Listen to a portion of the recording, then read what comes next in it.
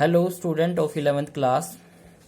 In the previous lecture, we have learned about physical quantities. These are the two type of physical quantities: fundamental physical quantities, derived physical quantities.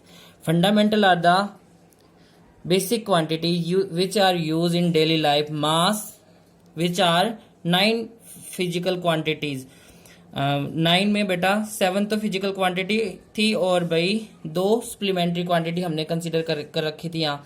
These are mass, length, time, electric current, temperature, luminous intensity, amount of substance. And supplementary physical quantities are the plane angle and solid angle. These are the fundamental quantities. 7 plus 2 total 9. And the derived physical quantities all purely depend on the physical quantities, fundamental physical quantities. You can see these quantities are derived by using the basic fundamental quantities like as velocity, force, acceleration, pressure, etc. बेटा आप ये देखो velocity की अगर आप physical fundamental quantity देखते हो तो वेलोसिटी में क्या आता है? Displacement by time. तो 1 डिस्प्लेसमेंट डिवाइड बाय टाइम.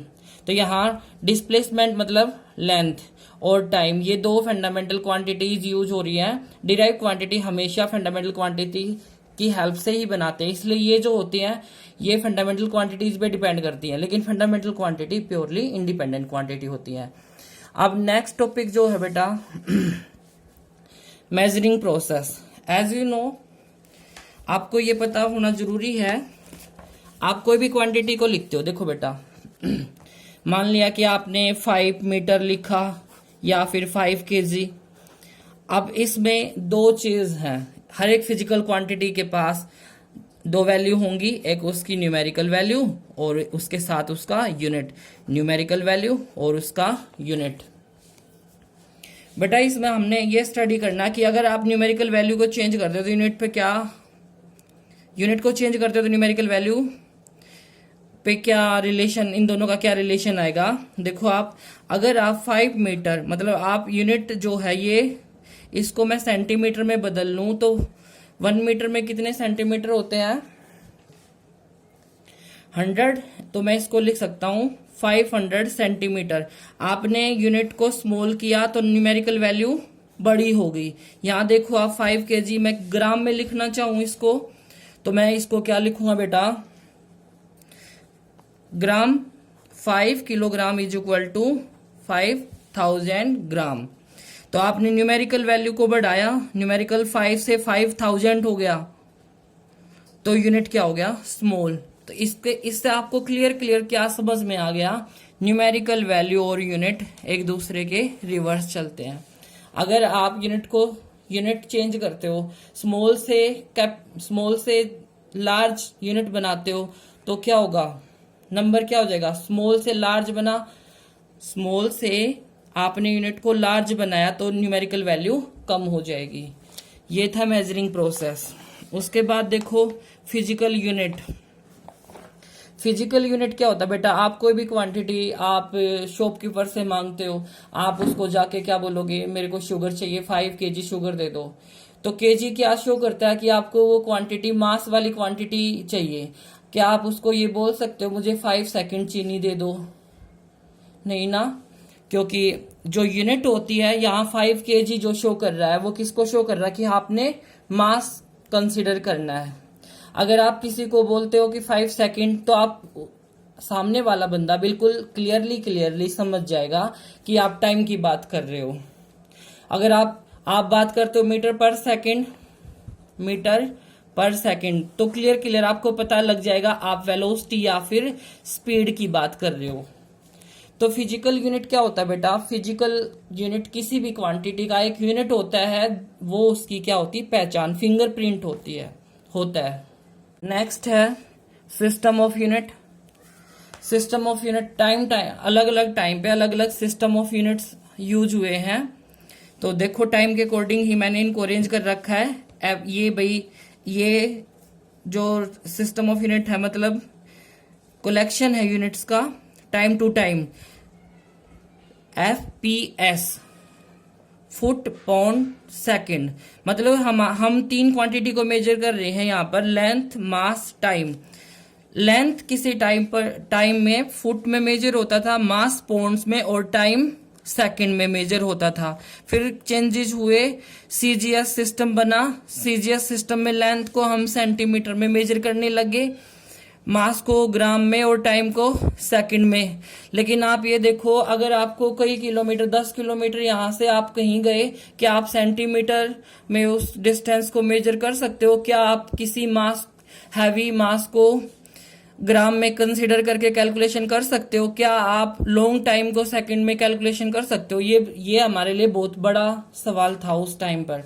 तो हमें मेजरमेंट में यूनिट भी चाहिए थी, और यूनिट ऐसी जिनका कन्वर्जन भी इजी हो जाए। फिर टाइम टू टाइम चेंज होके एमकेएस सिस्टम बना, जिसमें लेंथ की यूनिट मीटर, मास की यूनिट किलोग्राम, और टाइम की यूनिट सेकंड बनी।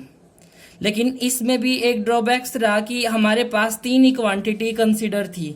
उसके बाद आया SI system of unit. SI system, ये इनकी एब्रीवेशन पे हमने यूज किए हैं, लेकिन ये एसआई सिस्टम क्या होता है? International acceptable system.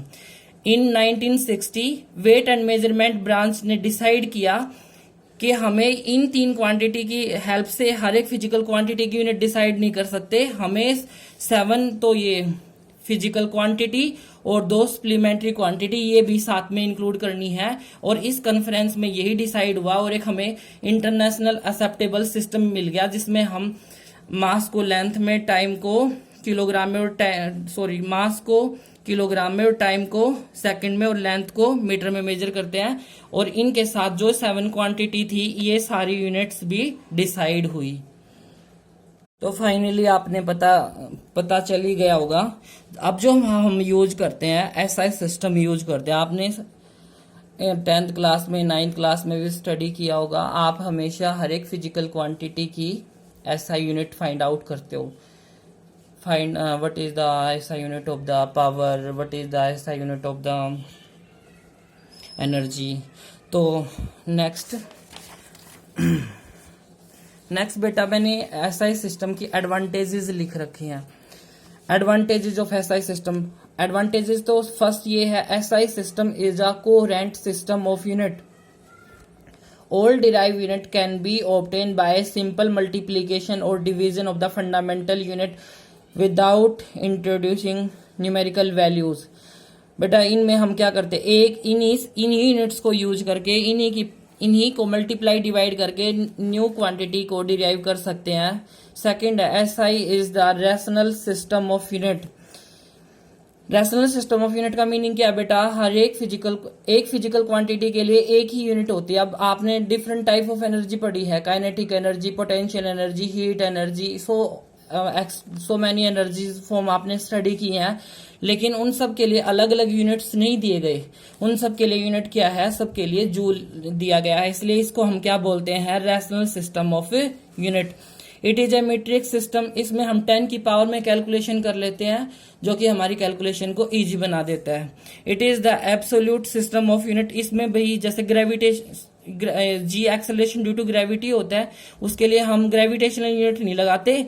जो सिंपल यूनिट होती है हमारी मीटर पर सेकंड स्क्वायर, जो इसके एक्सेलरेशन की यूनिट बनती है, वही हम कंसीडर करते हैं। It is well defined, acceptable, easy to use, conventional. ये मतलब इसकी एडवांटेजेस हैं। Rule for writing. नेक्स्ट है बेटा, जब आप यूनिट्स डिसाइड करोगे तो आप यूनिट्स को कैसे लिखोगे? सिंबल की फॉर्म में लिखोगे तो कैसे लिखोगे? अगर आप कैपिटल लेटर में लिख रहे हो तो ठीक है, गलत है, उसके लिए हमने ये रूल स्टडी करने हैं। तो रूल के लिए देखो बेटा, आप इस रूल्स में पढ़ोगे आपको थोड़ा अजीब लगेगा। मैं आपको पेज पे बता देता हूं। देखो, आप ये देखो, अभी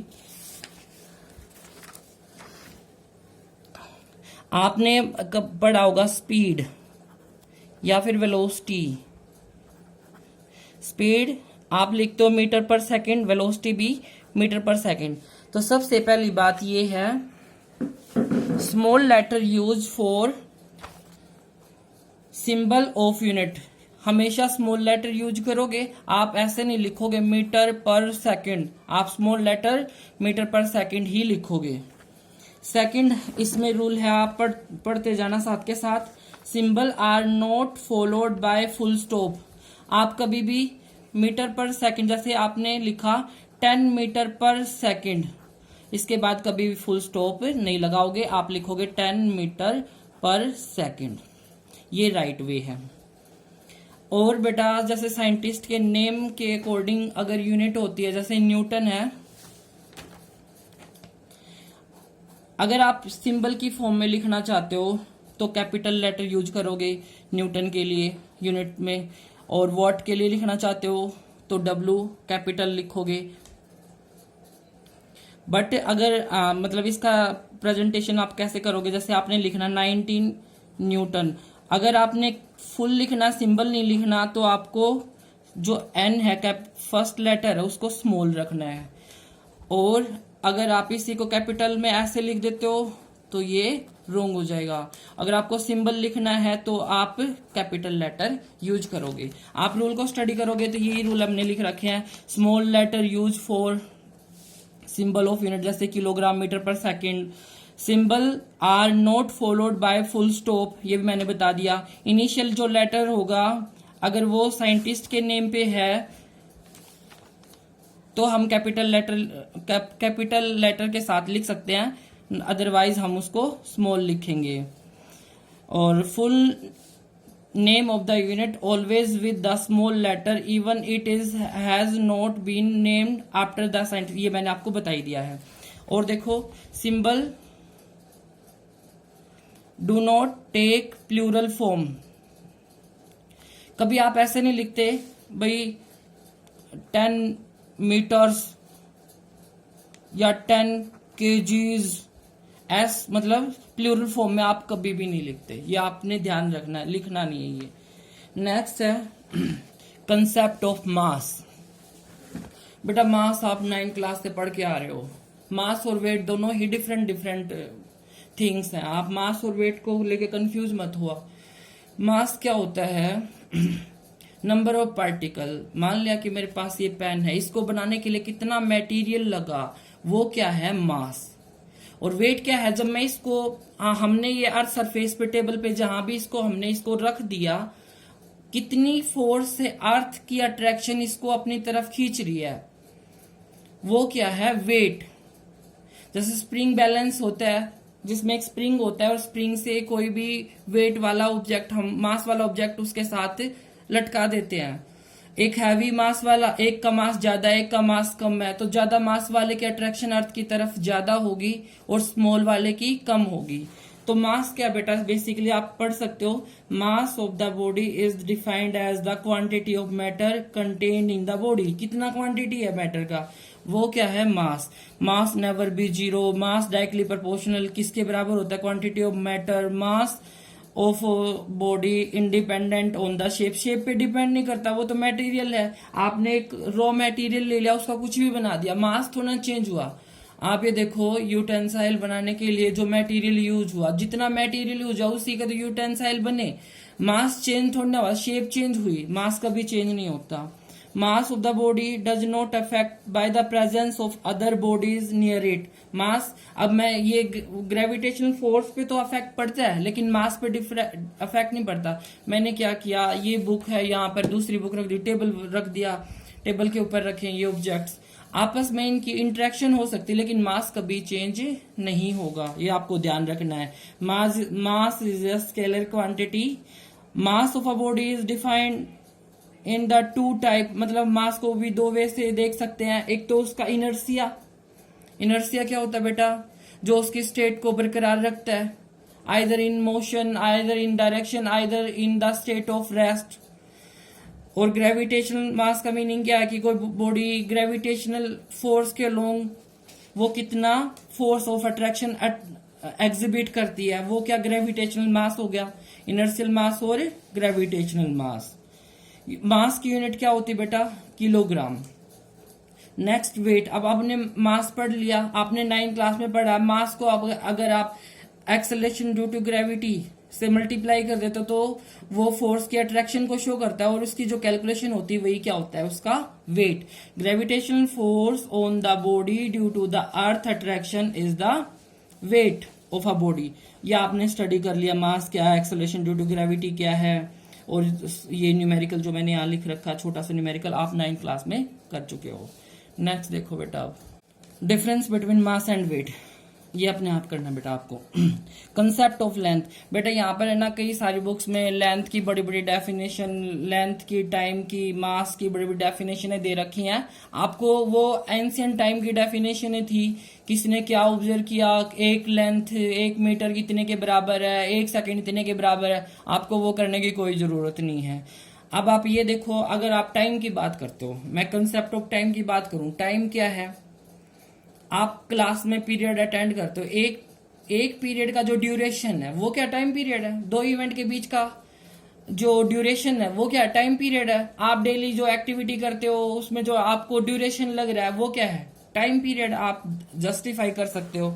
यूनिट ऑफ लेंथ, सॉरी, अब मैं कंसेप्ट ऑफ लेंथ के बारे में आपको बताऊं। लेंथ क्या है, आप ये देखो मेरे पास ये पेन है, ये इसके 2 एक्सट्रीम पॉइंट हो गए, अपर लोअर। ये यहां से इस एक्सट्रीम पॉइंट से इस एक्सट्रीम पॉइंट तक का जो लेंथ हुआ वो क्या है, डिस्टेंस है। तो कंसेप्ट ऑफ डिस्टेंस ये हुआ। अब आपको साथ के साथ ये यूनिट भी स्टडी करनी है, लेंथ की यूनिट। लेंथ कोई भी हुई, length, breadth, height, everything is the length. और लेंथ को आप किस में मेजर करोगे, मीटर में। आप ये देखो बेटा, आप वॉल्यूम को डिफाइन करते हो तब वॉल्यूम को लिखते हो LBH, length, breadth, height.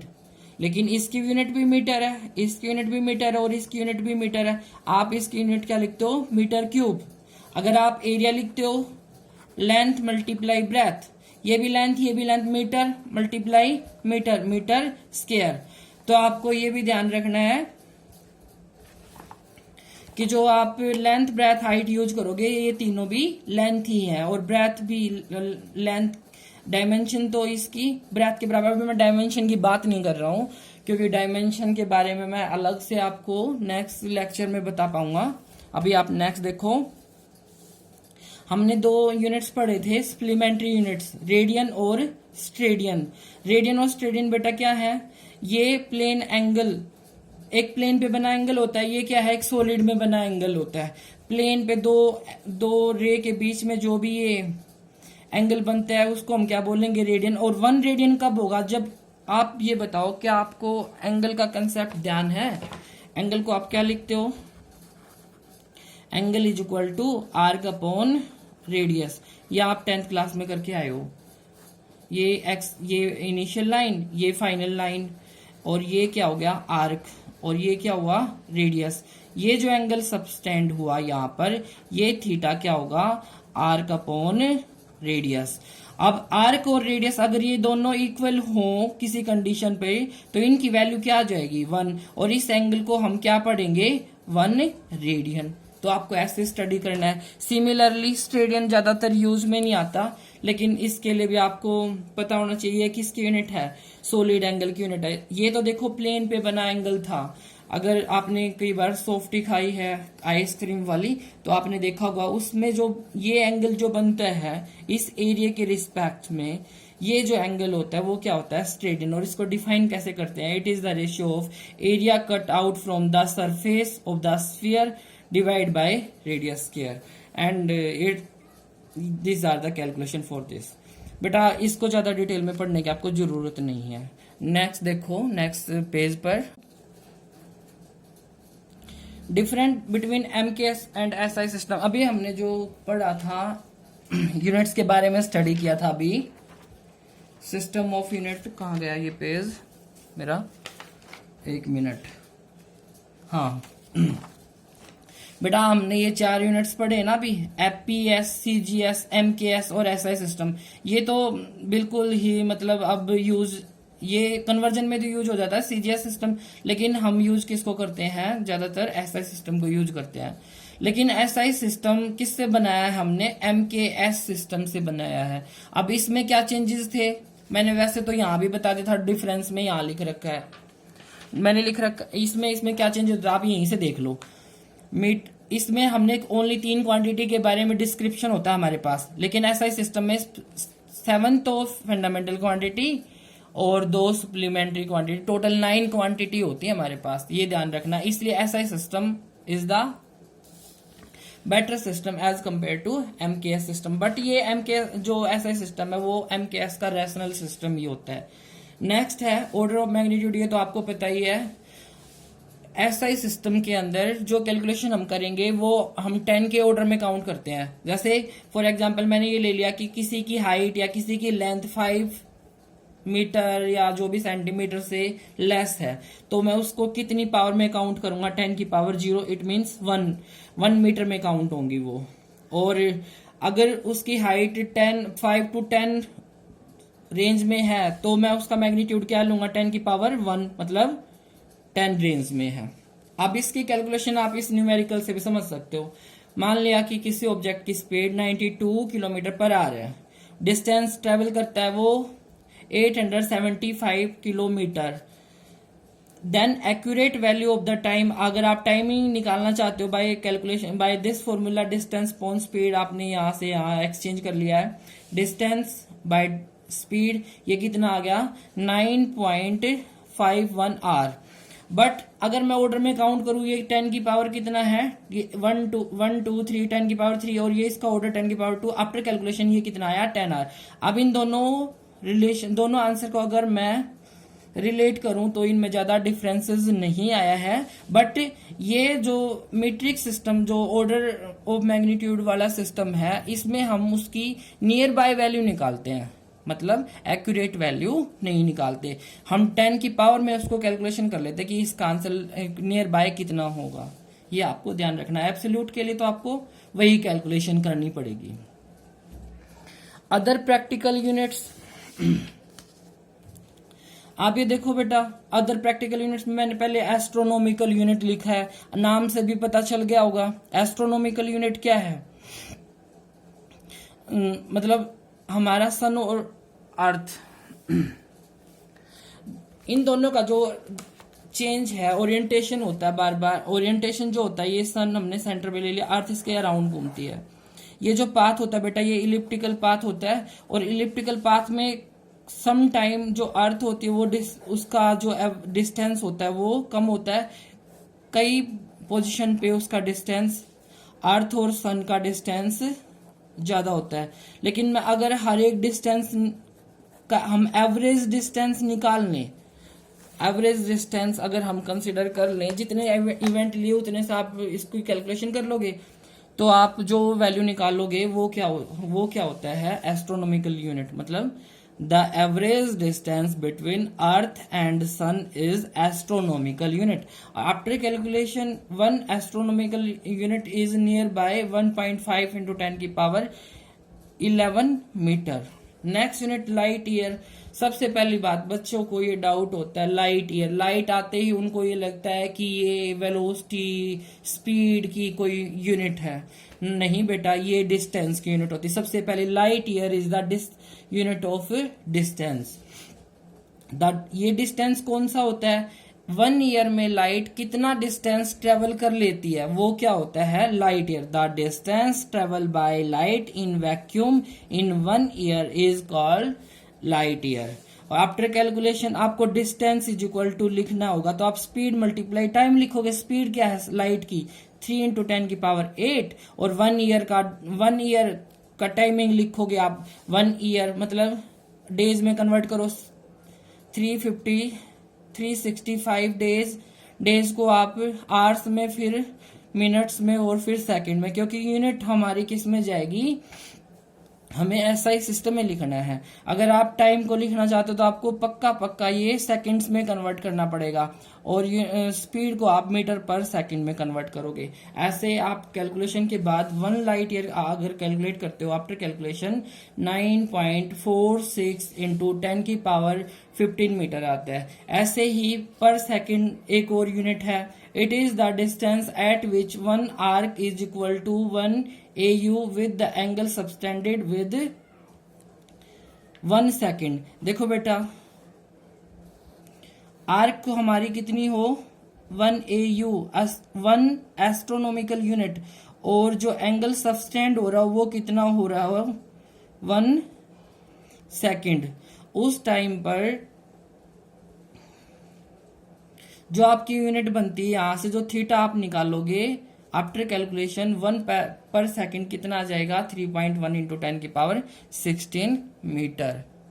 Next देखो बेटा, डिग्री और रेडियन मेजरमेंट में आप एक्सचेंज करते हो, 10th में भी पढ़ा होगा आपने। ये देखो बेटा, आप इससे में देख लो पेज पे ही 180 डिग्री पाई रेडियन के इक्वल होता है। यहां से आप अगर 180 मल्टीप्लाई 1 करके यहां से 1 डिग्री निकाल लोगे तो 180 डिवाइड में चला जाएगा, और 1 डिग्री की वैल्यू क्या आ गई पाई बाय 180। पाई की वैल्यू यहाँ कांस्टेंट होती है 22/7, और आफ्टर कैलकुलेशन ये वैल्यू ये आ गई। ऐसे आप 1 डिग्री को 1 मिनट में और सेकंड में कन्वर्ट कर सकते हो। सिमिलरली 1 मिनट को आप 1 सेकंड में कन्वर्ट कर सकते हो। ये कन्वर्जन आपने कर रखी। फिर भी एक बार आप देख लो, जैसे आपने लिखा, आपने अभी पढ़ा, देखो पाई रेडियन 180 डिग्री, डिग्री में लिख रहे हो ना बेटा। अगर आपको कन्वर्जन चाहिए तो आप 1 रेडियन का बनाना चाहते हो या 1 डिग्री कन्वर्ट करना चाहते हो तो आप इसको क्या लिखोगे 180 मल्टीप्लाई 1 डिग्री लिख सकते हो, बिल्कुल लिख सकते हो। अब मैं यहां से 1 डिग्री अगर मुझे यहां से कैलकुलेशन में निकालना है तो मैं 180 को कहां ले जाऊं पाई बाय 180 रेडियन। तो आपको, और अगर आपको रेडियन कैलकुलेट करना था यहां से तो आप लिख सकते हो सीधा radian equal to 180 by pi. तो आप कोई भी दो न्यूमेरिकल वैल्यू, जैसे आप पाई की वैल्यू तो आपको पता ही है, पाई बाई 2 कितना आएगा 90 डिग्री, ये भी आप कैलकुलेशन में कर सकते हो। नेक्स्ट देखो, अब आप और भी रिलेशन इसी पेज पे आप देखो, रिलेशन बिटवीन लाइट ईयर और एस्ट्रोनॉमिकल यूनिट। आप दोनों को डिवाइड कर दो, दोनों की वैल्यू डिवाइड करने के बाद 6.3 इंटू 10 की पावर 4 आ गई।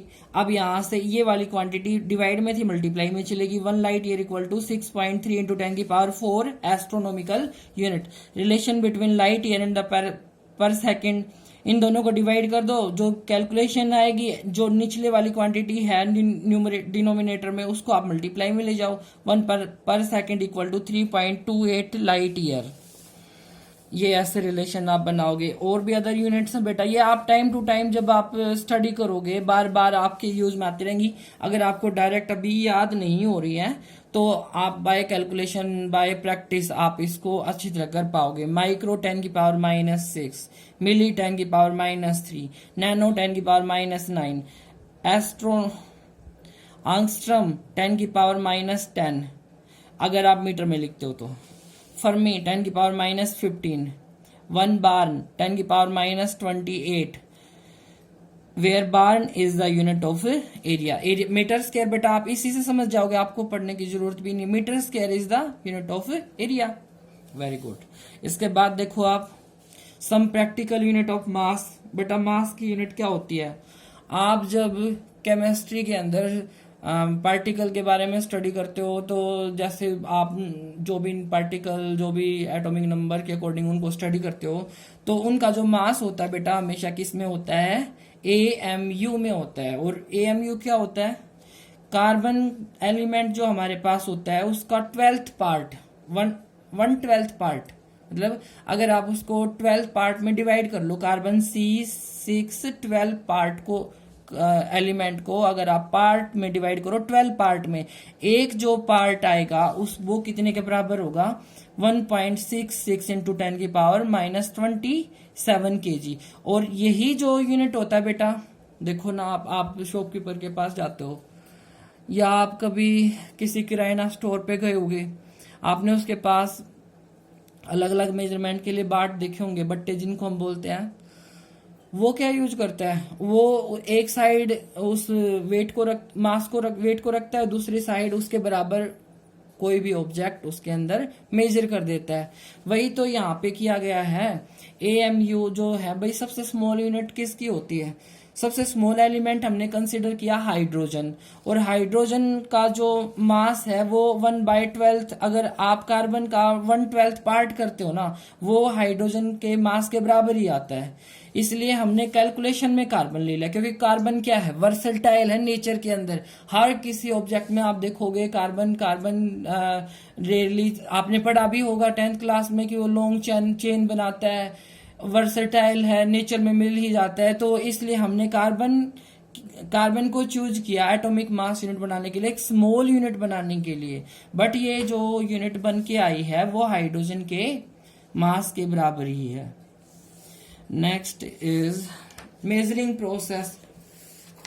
बेटा आप इसमें बहुत ज्यादा कंफ्यूज हो जाओगे कि आपने सारे मेजरिंग प्रोसेस जो तक 9th 10th में पढ़ा था वो सारा आप स्टडी कर रहे हो, लेकिन धीरे धीरे आप पढ़ोगे तो आपको क्लियर हो जाएगा। मेजरिंग प्रोसेस में मैंने लिया है, तो मेजरिंग प्रोसेस में कुछ तो मेथड होते हैं, डायरेक्ट मेथड, कुछ इनडायरेक्ट मेथड। आपने 10th क्लास के मैथमेटिक्स में पढ़े भी होंगे कि सामने टावर है और उसके फुट से भाई जहां ऑब्जर्वर खड़ा है वहां तक का डिस्टेंस मेजर कर लें, और एंगल ऑफ एलिवेशन अगर हम मेजर कर लें तो बाय कैलकुलेशन, ये कैलकुलेशन लगा के हम उसकी हाइट निकाल सकते हैं। अगर हाइट गिवन हो, डिस्टेंस ना गिवन हो, तो हम डिस्टेंस भी निकाल लेते हैं। ये आपने डायरेक्ट मेथड में पढ़ा है। कुछ इनडायरेक्ट मेथड होते हैं, अनएसेसिबल टावर, और या फिर आपने देखा होगा रिवर के अपोजिट साइड एक ट्री है, टूटा पड़ा है, जो भी था वो कैलकुलेशन वो आप करके आ चुके हो। लेकिन मेजरिंग प्रोसेस में मैं आपको एक लिस्ट काउंट जरूर बताऊंगा। मैंने 10th क्लास में भी ये टॉपिक बार बार तुम्हें कराया गया था कि भाई ये पेपर में आएगा, हालांकि ये आया नहीं, फिर भी बड़ा इंपॉर्टेंट है ये, क्योंकि आपको कैलकुलेशन चाहिए तो आपको सबसे पहले लिस्ट काउंट का पता होना जरूरी है। तो लिस्ट काउंट क्या होता है बेटा, कोई भी स्केल आपके पास है, कोई भी मेजरिंग प्रोसेस आपके पास है, वो सबसे छोटी लिस्ट मतलब सबसे छोटी काउंटिंग क्या कर सकता है। अब आपके पास मीटर स्केल है, मीटर स्केल में अगर आपके पास, मैंने ये ले लिया सेंटीमीटर स्केल दिख रहा होगा आपको यहाँ पर, 1 सेंटीमीटर से छोटा ये मेजर करेगा ही नहीं, तो इसकी लिस्ट काउंट क्या होगी, स्मॉल काउंटिंग मतलब 1 सेंटीमीटर। तो आप ये देखो लिस्ट काउंट के लिए आप क्या करोगे, मैंने 10th में बताया था, जैसे यहाँ देखो आप वोल्ट मीटर एमीटर मैंने वहां पर बताए थे तुम्हें कि आपको लिस्ट काउंट निकालनी, तो क्या करोगे, कहीं से भी आप मेजर कर सकते हो। मान लिया कि आप 5 से 15 तक का देख रहे हो, लिस्ट काउंट निकालने के लिए आप कहीं से इनिशियल एक पॉइंट ले लो, फाइनल एक ले लेते हैं, उसके बीच के डिवीजन काउंट कर लेंगे। फिर 5 to 15 कितने डिवीजन आगे बेटा, 1 2 3 4 5, मतलब यहाँ तक 5, तो नेक्स्ट भी 5। टोटल क्या हो गए, टोटल हमारे पास, या फिर हम ये भी कर सकते हैं कि फाइनल रीडिंग माइनस इनिशियल, 15 - 5 कितना आया आंसर ऊपर 10। नंबर ऑफ टोटल डिवीजन, नीचे कितने डिवीजन है, ये डिवीजन कितने हैं इसके अंदर 10, 10/10 आंसर क्या आ जाएगा बेटा 1 वोल्ट। आप देखो ना एक बार फिर देखो आप इधर, अगर आपको यहां से यहां मेजर करना है तो इनिशियल ये है, फाइनल ये है, तो 10 - 0 डिवाइड बाय डिवीजन कितने हैं, यहां से यहां तक के डिवीजन 10 है, तो 1 वोल्ट आ गया। आप दूसरे वे से भी देख सकते हो, अगर आप यहां से यहां स्टडी कर रहे हो, 25 - 10 कितने हो गए 15, और डिवीजन भी कितने आ गए 15, 15/15 इज द 1 वोल्ट। तो ये था लिस्ट काउंट। आगे लिस्ट काउंट भाई हम मीटर रोड की तो आपको पता ही चल गई, यहां से वर्नियर कैलिपर और स्क्रू गेज, इनकी लिस्ट काउंट भी आपको स्टडी करनी थी, लेकिन ये मैं वो लैब में कराऊंगा आपको, जब हम एक्सपेरिमेंट करेंगे उन्हीं के साथ वर्नियर कैलिपर और स्क्रू गेज की लिस्ट काउंट पढ़ेंगे हम। उसके बाद बेटा क्या है, ये मेजरिंग प्रोसेस है, ये आप खुद भी कर सकते हो। ट्रायंगुलर मेथड हमने लगाया, अनएसेसिबल टावर वाली कैलकुलेशन हमने की। बेटा ये मैथमेटिक्स करने की कोई जरूरत नहीं है आपको अगर वो कंसेप्ट आता है कि भाई आप 2 कॉमन लेके दोनों को कंपेयर कर दो, या कोई भी ट्रिग्नोमेट्रिक रेशियो से किसी की हाइट निकाल लो, तो आप इजीली कर पाओगे। उसके बाद है measurement of the diameter of moon. बेटा ये कई सारी बुक्स में दे रखे हैं, कई में नहीं है। वही है भाई, आप किसी अर्थ के किसी पॉइंट, ऑब्जर्वर पॉइंट से डायमीटर के अलोंग लाइट डालोगे, डायमीटर के लॉन्ग जो लाइट डालोगे उसका कोई एंगल ऑफ सबसेंट जो बनेगा, एंगल इक्वल टू वही आर्क जो आई डिवाइड बाय रेडियस, इसकी कैलकुलेशन से आप क्या निकाल दोगे, डी यहां से निकाल लोगे r multiply theta. Parallax method, parallax method में मैं आपको ये सारी डिटेल नहीं बताऊंगा। पैरेलैक्स मेथड हमें पैरेलैक्स एरर 12th क्लास में यूज करना होता है ऑप्टिक्स के अंदर। तो हमें ये समझना होता है हमारी आईज के अंदर पैरेलैटिक इफेक्ट होता है। आप ये देखो, आपने कोई भी बैकग्राउंड के सामने पेन को होल्ड कर लिया, जब आप लेफ्ट आई से देखोगे तो ये राइट दिखेगा, राइट से देखोगे तो ये लेफ्ट, मतलब आपको एक आई को ओपन रखना है और एक को क्लोज रखना है एट ए टाइम। आप ये करके देखो, hold your pen in the front of on a backgrounding and one eye is close and one is looking at one of a single eye. तो आप जो देखोगे तो जो हाथ उसकी पोजीशन है पेन की एक्चुअल पोजीशन, आप या तो वो लेफ्ट शिफ्ट होगा या फिर राइट शिफ्ट होगा। इसी शिफ्टिंग को हम क्या बोलते हैं, पैरेलैक्स मेथड। उसी के बाद फिर एक को भी आप पढ़ चुके हो बेटा, रिपीटेशन ऑफ साउंड, ये आपने साउंड वाले चैप्टर 9 क्लास में पढ़ा है। क्रैकर्स वगैरह हम सोनार रेडार, ये एप्लीकेशन के थ्रू बहुत सारे एप्लीकेशन हमने वहां पे स्टडी किए हैं। क्रैकर्स को चेक करते हैं, ये measure the distance of the hills, इसमें भी वही है बेटा, distance is equal to velocity into time. और टाइम का हाफ क्यों ले रखा है, क्योंकि भाई जाने और आने में डबल टाइम लगा ना, इसके लिए हम टाइम को क्या कर देंगे, हाफ कर देंगे, डिस्टेंस आ जाएगा। सोनार, साउंड नेविगेशन एंड रेंजिंग, सोनार जो होता है इससे हम क्या करते हैं, अल्ट्रासाउंड वेव भेज के सबमरीन वगैरह कहाँ पर है वाटर सी के अंदर, उनकी पोजीशन लोकेट कर सकते हैं। और फॉर्मूला वही आएगा इसमें भी, distance is equal to velocity multiply time by two. Time by two का कंसेप्ट मैंने बता दिया है। रेडार हम इसको नेविगेशन में यूज करते हैं, रेडार रेडियो वेव यूज करके हम भाई किसी भी एरोप्लेन की पोजीशन को स्पेसिफाई कर सकते हैं। Laser, light amplification by stimulated emission of radiation. बेटा इस कंसेप्ट में आपने laser beam of light, red light toys की फॉर्म में आपने देखी भी होंगी। वो एक फाइन बीम होती है, वो यूनिडायरेक्शनल लाइट उसके अंदर चलती है और लॉन्ग डिस्टेंस ट्रेवल कर सकती है। तो ये लेजर है। Determine the distance of the moon from the earth by sending the laser light. ये प्रोसेस भी आप यहाँ से स्टडी कर लेना, कोई बड़ी चीज नहीं है। तो यहाँ तक शायद आपको क्लियर हो गया होगा। अभी तक का जो आज वाला जो लेक्चर है इसमें बहुत सारी चीजें आपने एट ए टाइम स्टडी की है। मेनली फोकस आपको किस पे करना है बेटा, एसआई सिस्टम और फिजिकल क्वांटिटी, डिराइव क्वांटिटी, उनकी यूनिट्स पे आपको स्टडी करना है। एसआई सिस्टम कोरेंट सिस्टम है, इसके एडवांटेजेस क्या क्या है। और भाई हमने किसी सिस्टम ऑफ यूनिट, अगर आप सिंबल लिख रहे हैं यूनिट्स को कहीं पर यूनिट्स कहीं पर आप यूनिट लिख रहे हो किसी न्यूमेरिकल वैल्यू के साथ, तो आपको सिंबल कैसे लगाना है, फुल स्टॉप के साथ लगाना है, स्मॉल लेटर के साथ लगाना है, कैपिटल लेटर लिखना है। ये आपने ज्यादा फोकस आपको इस चीज पे करना है, ना कि ये मेजरिंग प्रोसेस। ये तो आपको बस पिछला जो आप पढ़ के आए हो उसको कनेक्ट करने के लिए साथ के साथ कराया गया है। हालांकि आपने फोकस किस पे करना है, सिस्टम ऑफ यूनिट।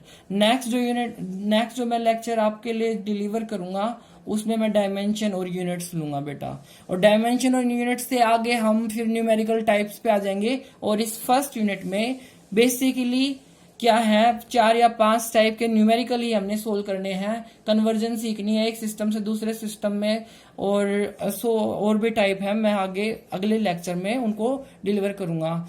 अगर आपको इस लेक्चर में कोई प्रॉब्लम आए तो आप मेरे पर्सनल नंबर पे कोई भी प्रॉब्लम शेयर कर सकते हो। Thank you.